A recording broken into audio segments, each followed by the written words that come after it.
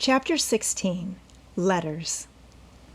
In the cold gray dawn, the sisters lit their lamp and read their chapter with an earnestness never felt before, for now the shadow of a real trouble had come.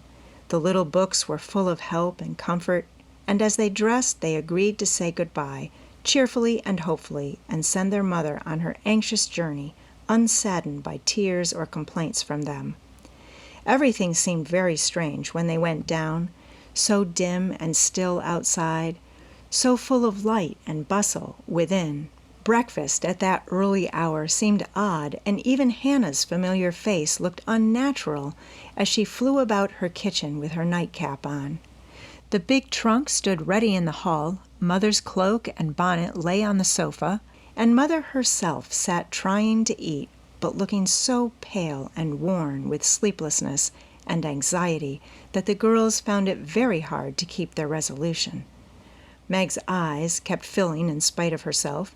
Jo was obliged to hide her face in the kitchen roller more than once, and the little girls wore a grave, troubled expression, as if sorrow was a new experience to them.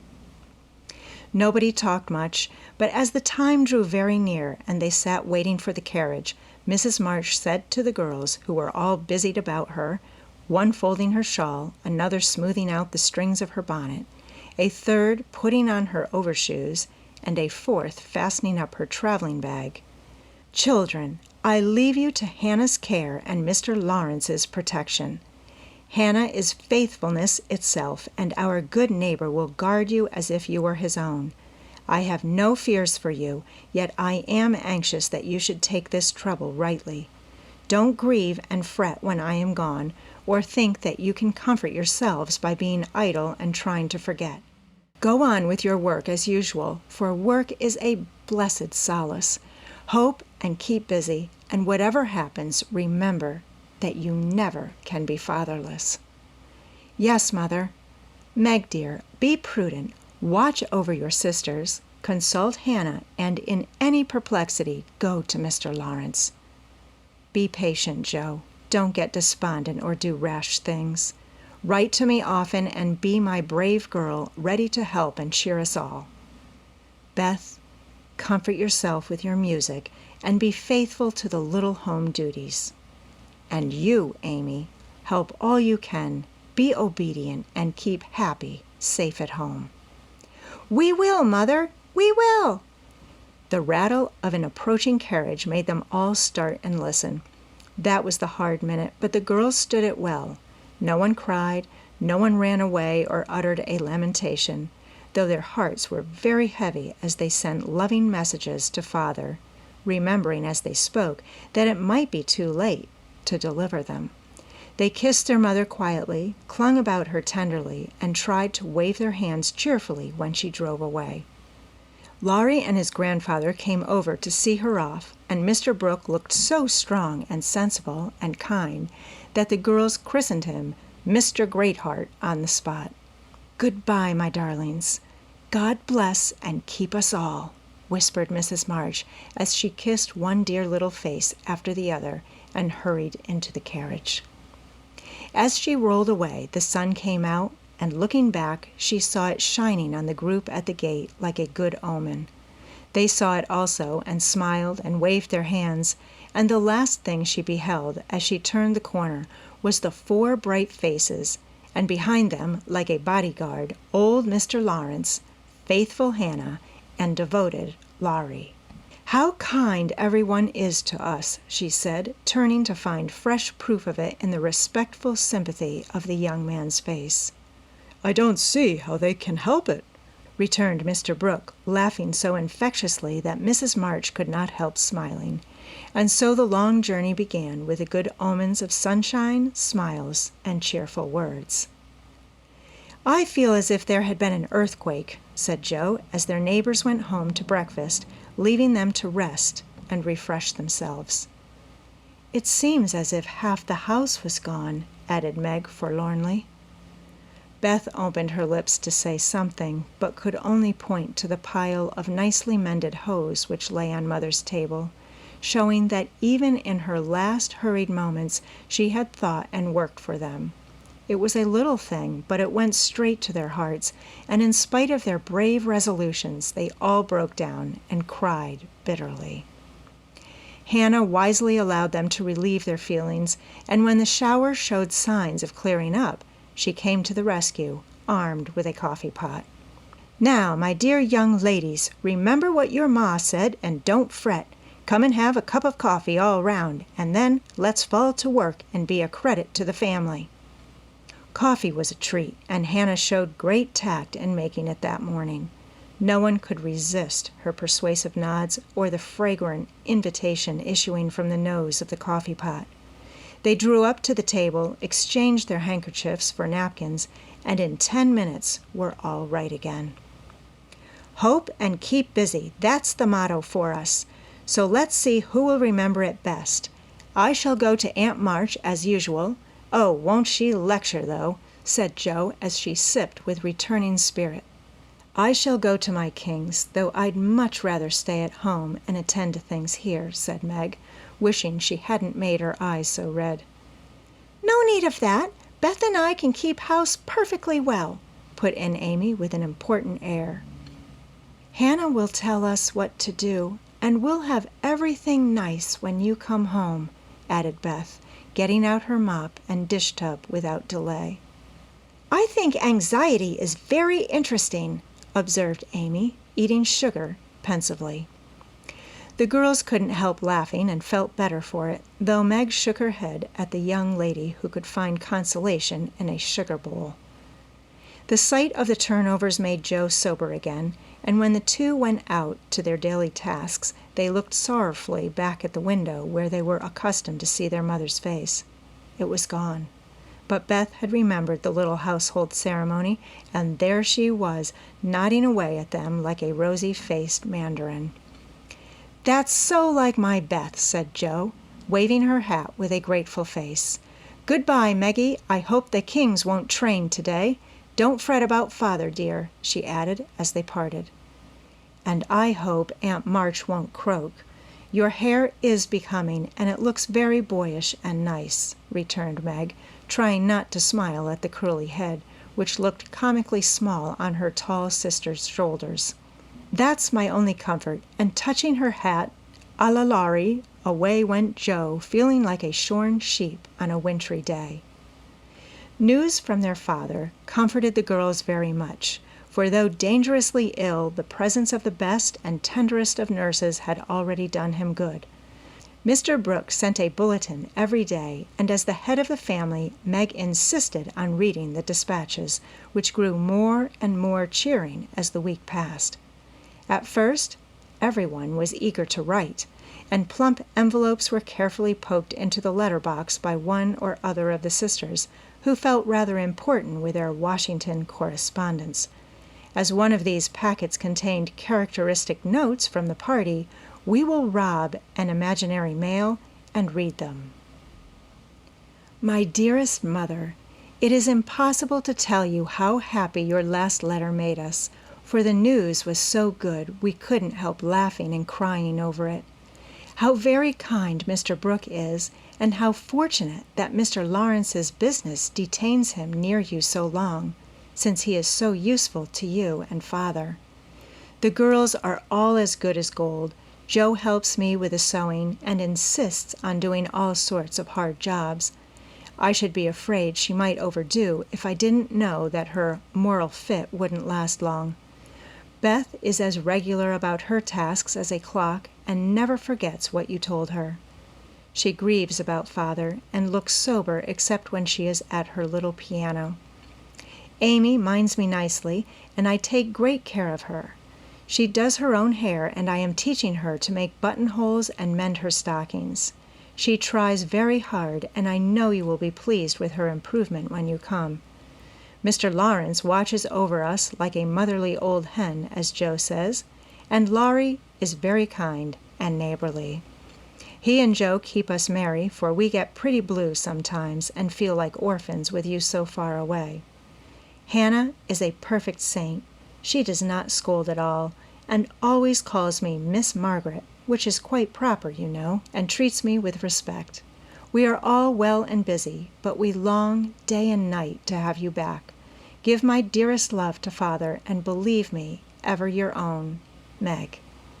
This note, prettily written on scented paper, was a great contrast to the next, which was scribbled on a big sheet of thin foreign paper, ornamented with blots and all manner of flourishes and cruelly-tailed letters.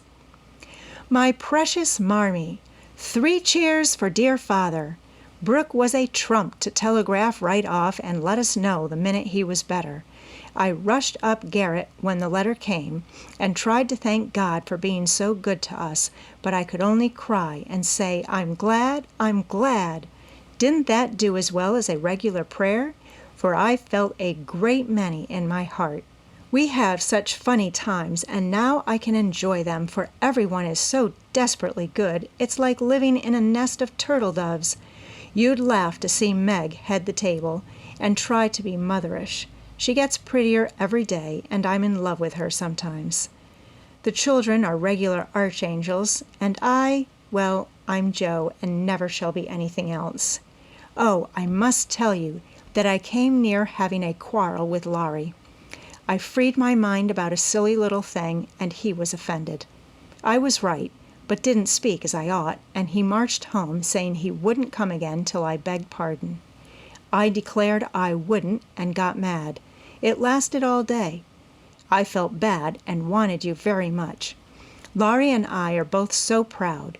It's hard to beg pardon, but I thought he'd come to it, for I was in the right. He didn't come. And just at night, I remembered what you said when Amy fell into the river. I read my little book, felt better, resolved not to let the sun set on my anger, and ran over to tell Laurie I was sorry. I met him at the gate coming for the same thing. We both laughed, begged each other's pardon, and felt all good and comfortable again. I made a poem yesterday when I was helping Hannah wash, and as Father likes my silly little things, I put it in to amuse him. Give him the lovingest hug that ever was, and kiss yourself a dozen times for your topsy-turvy Joe. A song from the suds. Queen of my tub, I merrily sing while the white foam rises high, and sturdily wash and rinse and wring and fasten the clothes to dry. Then out in the free fresh air they swing under the sunny sky. I wish we could wash from our hearts and souls the stains of the week away, and let water and air by their magic make ourselves as pure as they. Then on the earth there would be indeed a glorious washing day. Along the path of a useful life will heart's ease ever bloom. The busy mind has no time to think of sorrow or care or gloom, and anxious thoughts may be swept away as we bravely wield a broom. I am glad a task to me is given to labor at day by day, for it brings me health and strength and hope, and I cheerfully learn to say, head, you may think, heart, you may feel, but hand, you shall work alway. Dear Mother, there is only room for me to send my love and some pressed pansies from the root I have been keeping safe in the house for Father to see. I read every morning, try to be good all day, and sing myself to sleep with Father's tune. I can't sing Land of the Leal now. It makes me cry. Everyone is very kind, and we are as happy as we can be without you. Amy wants the rest of the page, so I must stop. I didn't forget to cover the holders, and I wind the clock and air the rooms every day. Kiss dear Father on the cheek he calls mine. Oh, do come soon to your loving little Beth. Ma chérie, Mama. We are all well. I do my lessons always and never corroborate the girls. Meg says I mean contradict, so I put in both words and you can take the properest. Meg is a great comfort to me and lets me have jelly every night at tea. It's so good for me, Joe says, because it keeps me sweet-tempered. Laurie is not as respectful as he ought to be. Now I am almost in my teens. He calls me chick and hurts my feelings by talking French to me very fast when I say merci or bonjour as Hattie King does. The sleeves of my blue dress were all worn out, and Meg put in new ones, but the full front came wrong, and they are more blue than the dress. I felt bad, but did not fret. I bear my troubles well, but I do wish Hannah would put more starch in my aprons and have buckwheats every day. Can't she? Didn't I make that interrogation point nice? Meg says my punctuation and spelling are disgraceful, and I am mortified, but dear me, I have so many things to do. I can't stop. Adieu. I send heaps of love to Papa. Your affectionate daughter, Amy Curtis March. Dear Mrs. March, I just drop a line to say we get on fust rate. The girls is clever and fly round right smart. Miss Meg is going to make a proper good housekeeper. She has the liking for it, and gets the hang of things surprising quick. Jo does beat all for going ahead, but she don't stop to calculate fast, and you never know where she's like to bring up. She done out a tub of clothes on Monday, but she starched 'em afore they was wrenched, and blued a pink calico dress till I thought I should ha' died laughin'. Beth is the best of little creeters, and a sight of help to me, bein' so four-handed and dependable. She tries to learn everything, and really goes to market beyond her years. Likewise keeps accounts with my help, quite wonderful. We have got on very economical so far. I don't let the girls have coffee only once a week, according to your wish, and keep 'em on plain, wholesome victuals. Amy does well about frettin', wearin' her best clothes and eatin' sweet stuff. Mr. Lawry is as full of didos as usual, and turns the house upside down frequent. But he heartens up the girls, and so I let 'em have full swing. The old gentleman sends heaps of things and is rather wearin', but means well, and it ain't my place to say nothin'.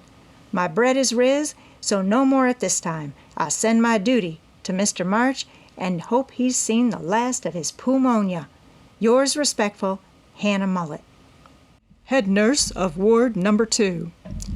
All serene on the Rappahannock, troops in fine condition, commissary department well conducted. The Home Guard under Colonel Teddy always on duty. Commander-in-Chief General Lawrence reviews the Army daily. Quartermaster Mullet keeps order in camp. And Major Lyon does picket duty at night. A salute of 24 guns was fired on receipt of good news from Washington, and a dress parade took place at headquarters. Commander-in-Chief sends best wishes, in which he is heartily joined by Colonel Teddy.